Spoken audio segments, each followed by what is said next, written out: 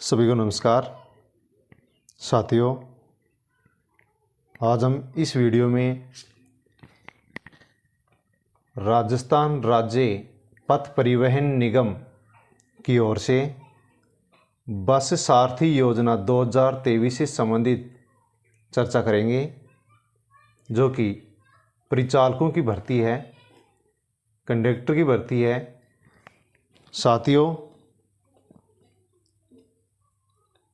राजस्थान राज्य पथ परिवहन निगम की ओर से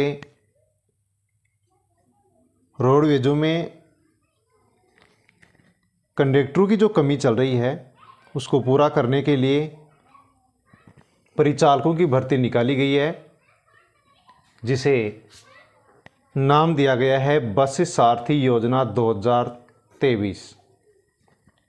साथियों, वीडियो को पूरा देखने के लिए, बस सारथी योजना 2023 को समझने के लिए वीडियो को पूरा देखें, चैनल को सब्सक्राइब करें। आगे आने वाली इसी प्रकार की सूचना से संबंधित वीडियो का नोटिफिकेशन आप तक पहुंच सके, इसलिए बेल आइकन इन घंटी के निशान को दबाकर ऑल पर क्लिक करें।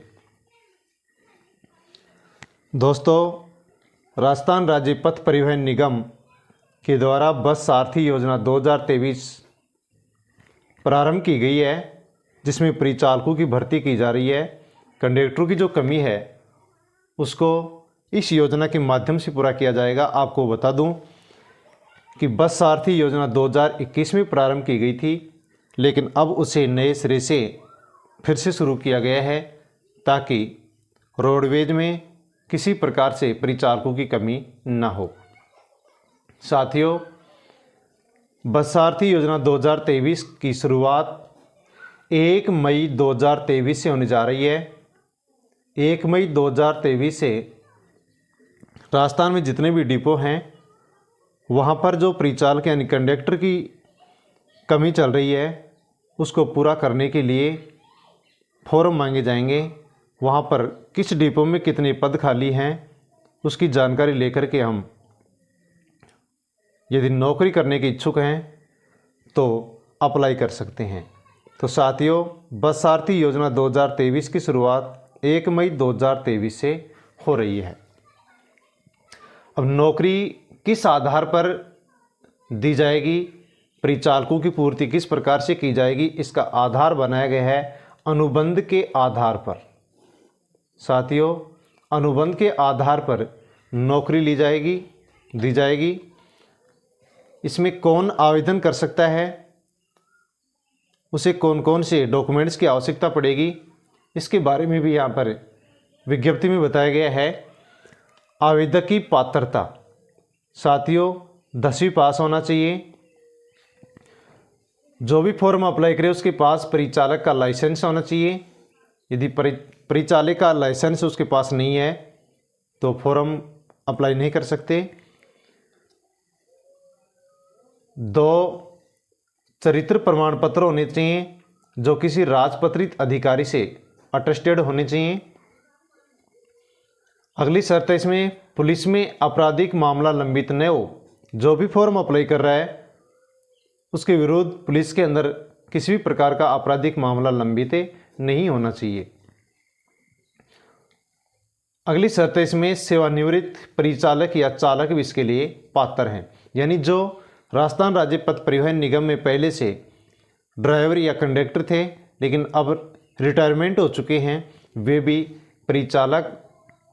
परिचालक और चालक भी इस परिचालक भर्ती के लिए पात्र हैं, फॉर्म लगा सकते हैं। तो साथियों, बस सारथी योजना 2023 में जो आवेदक की पात्रता रखी गई है उसमें 10वीं पास होना चाहिए, परिचालक का उसके पास लाइसेंस होना चाहिए, कंडक्टर का लाइसेंस होना चाहिए, 2 चरित्र प्रमाण पत्र यानी राजपत्रित अधिकारी से सत्यापित होने चाहिए, पुलिस में किसी प्रकार के आपराधिक मामला उसमें लंबित नहीं होना चाहिए, और सेवानिवृत्त जो भी चालक और परिचालक हैं वो भी इसमें पात्र हैं। अब साथ ही इसमें आयु सीमा क्या रखी गई है कि 18 साल से 45 वर्ष के बीच में जो भी कोई है जिसके पास लाइसेंस है, 10वीं पास है, वो फॉर्म अप्लाई कर सकता है। विज्ञप्ति में यह भी लिखा हुआ कि वर्दी की व्यवस्था स्वयं के खर्चे पर होगी, यानी जो वर्दी चाहिए, पोशाक चाहिए, उसकी व्यवस्था स्वयं को करनी होगी। जिस डिपो में आप फॉर्म अप्लाई कर रहे हैं और आपको नौकरी मिलेगी, उसकी तरफ से आपको किसी प्रकार से कोई वर्दी नहीं दी जाएगी, स्वयं को खर्चा करना पड़ेगा और वो वर्दी बनवानी पड़ेगी।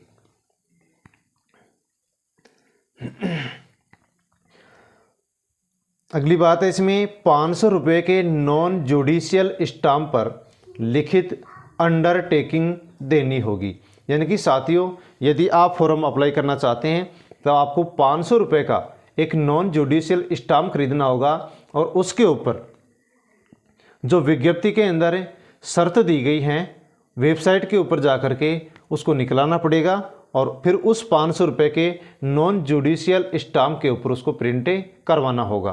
तो ये 500 रुपये का स्टाम्प भी इसमें मांगा गया है। अगली शर्त है बस सारथी से 1 माह का अनुबंध किया जाएगा।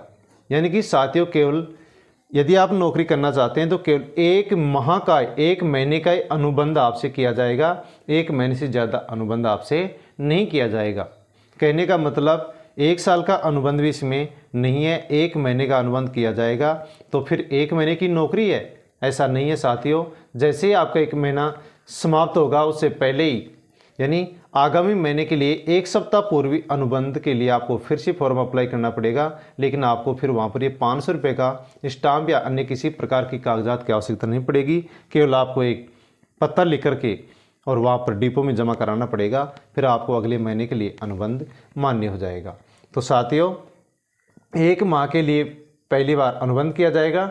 उसके बाद में आगे जो महीना ख़त्म होगा, उस महीने के ख़त्म होने से 1 सप्ताह पूर्व ही अगले महीने का अनुबंध के रूप में आपसे पत्र लिया जाएगा, लेटर लिया जाएगा, लिखित में सूचना आपसे मांगी जाएगी, फिर अगले महीने का अनुबंध आपका हो जाएगा।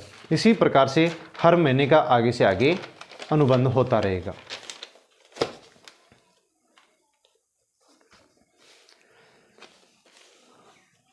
अब चर्चा करते हैं धरोहर राशि पर।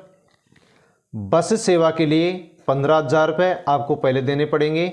ETIM मशीन की राशि के लिए आपको 20,000 रुपये पहले देने पड़ेंगे। यानी साथियों, यदि आप नौकरी करना चाहते हैं और आप अप्लाई करना चाहते हैं तो आपको पहले धरोहर राशि जमा करानी पड़ेगी। बस सेवा के लिए 15,000 रुपये और ETIM जो मशीन होती है उसकी राशि 20,000 होती है, तो 20,000 रुपये उसकी राशि के रूप में आपको जमा कराना पड़ेंगे। यानी कि 15,000 रुपये बस सेवा के लिए और 20,000 रुपये ETIM मशीन के लिए जमा कराने पड़ेंगे। ये इसकी धरोहर राशि है जो आपकी उस बस डिपो में सुरक्षित रहेगी। जब भी आप सही तरीके से नौकरी छोड़ना चाहेंगे, नियमों के आधार पर नौकरी छोड़ना चाहेंगे, तो ये धरोहर राशि आपको वापस दे दी जाएगी। अनुबंध समाप्ति आप कैसे कर सकते हैं? 15 दिन पूर्व सूचना आपको देनी होगी कि मैं अब अनुबंध समाप्त करना चाहता हूं, अब मैं नौकरी नहीं करना चाहता हूं, तो आपको ये धरोहर राशि वापस दे दी जाएगी। वसूली आवंटित लक्ष्य पूर्ण करना होगा। साथियों, आप कंडक्टर की नौकरी करेंगे तो आपको जो लक्ष्य आवंटित किया जाएगा उसको आपको पूर्ण करना होगा। उसमें केवल आपको अधिकतम 20% की छूट दी जा सकती है। इससे ज़्यादा यदि आप लक्ष्य को पूर्ण नहीं कर पाते हैं तो उस लक्ष्य को पूरा आपका पेमेंट से किया जाएगा। यानी आपका जो पेमेंट बनता है उस पेमेंट से 20% छूट के बाद में यदि आप फिर भी लक्ष्य को पूरा नहीं करते हैं तो इसके बाद में आपको अपने पेमेंट से पैसे जमा कराने पड़ेंगे। आगे है अनुबंध समाप्त कैसे हो सकता है। यानी निगम की ओर से आपका अनुबंध यदि समाप्त किया जाएगा तो उसकी क्या शर्तें रखी गई हैं। साथियों, उसकी 3 शर्त रखी गई हैं। उसकी शर्त रखी गई है कि यदि आप कभी भी 10 या अधिक यात्री बिना टिकट रोडवेज में यात्रा करवाते हैं तो इस एक प्रकरण के माध्यम से डिपो आपका अनुबंध समाप्त कर देगा। दूसरी शर्त है कि यदि 5 यात्रियों से 9 यात्रियों को आप बिना टिकट यात्रा करवाते हैं तो 5 यात्रियों से 9 यात्रियों तक यदि आप बिना टिकट यात्रा करवाते हैं और ऐसे यदि 2 प्रकरण आपके पकड़ में आ जाते हैं तो डिपो आपका अनुबंध समाप्त कर देगा। तीसरी शर्त है कि यदि 5 सवारियों से कम आप बिना टिकट यात्रा करवाते हैं और ऐसे यदि आपके 3 प्रकरण हो जाते हैं तो आपका अनुबंध समाप्त कर दिया जाएगा। कहने का मतलब साथियों, डिपो की तरफ से अनुबंध समाप्त किस प्रकार से किया जाएगा उसकी 3 शर्तें इसमें प्रमुख रखी गई हैं कि 10 से अधिक यात्रियों को यदि आप बिना टिकट यात्रा करवाते हैं और 1 प्रकरण आपका हो जाता है तो डिपो की ओर से आपका अनुबंध समाप्त मान लिया जाएगा और आपको नौकरी से निकाल दिया जाएगा।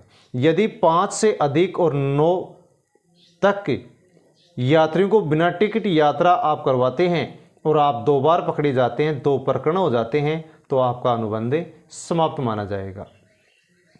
यदि 5 सवारियों से कम सवारियों को आप बिना टिकट यात्रा करवाते हैं और ऐसे यदि आपके 3 प्रकरण पकड़ लिए जाते हैं हो जाते हैं तो आपका अनुबंध समाप्त हो जाएगा। इसके अलावा अनुबंध समाप्त होने के और भी शर्तें हैं, जैसे साथियों आपका व्यवहार अच्छा नहीं रहा, आप नशे के अंदर नौकरी कर रहे हैं तो भी आपका अनुबंध समाप्त माना जाएगा।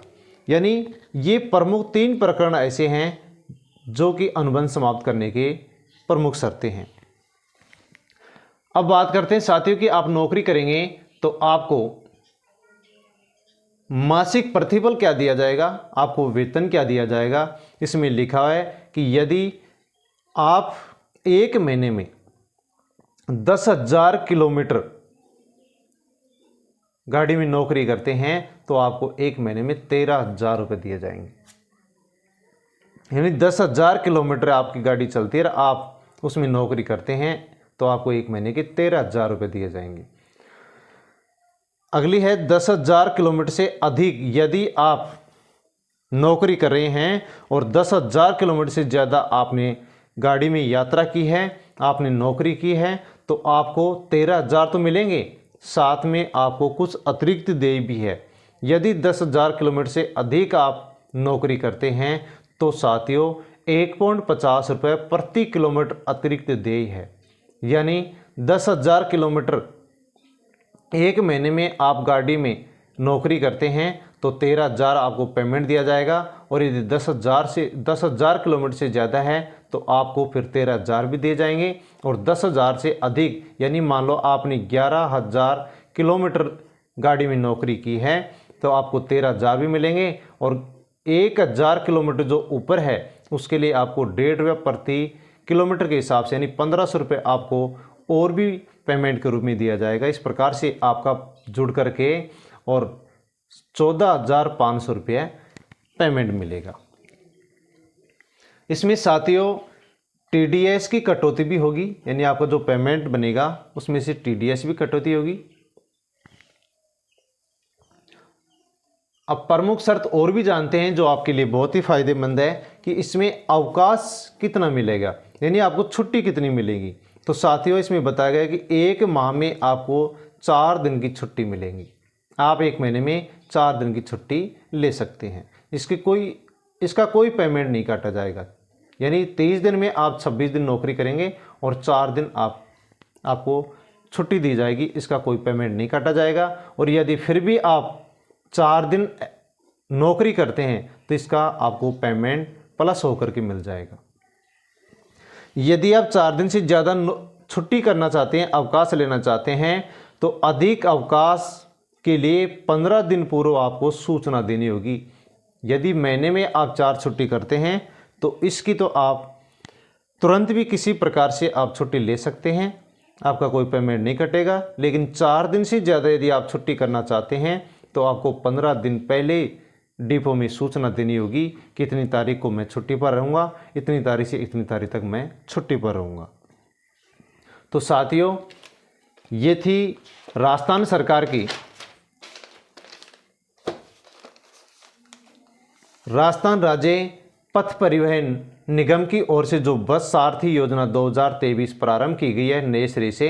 इसमें परिचालकों की भर्ती है, कंडक्टरों की भर्ती है जो कि 1 मई 2023 से प्रारंभ हो रही है। साथियों आपके पास परिचालक यानी कंडक्टर का लाइसेंस होना चाहिए, तभी आप ये नौकरी कर पाएंगे, वरना नौकरी के लिए अप्लाई नहीं कर सकते।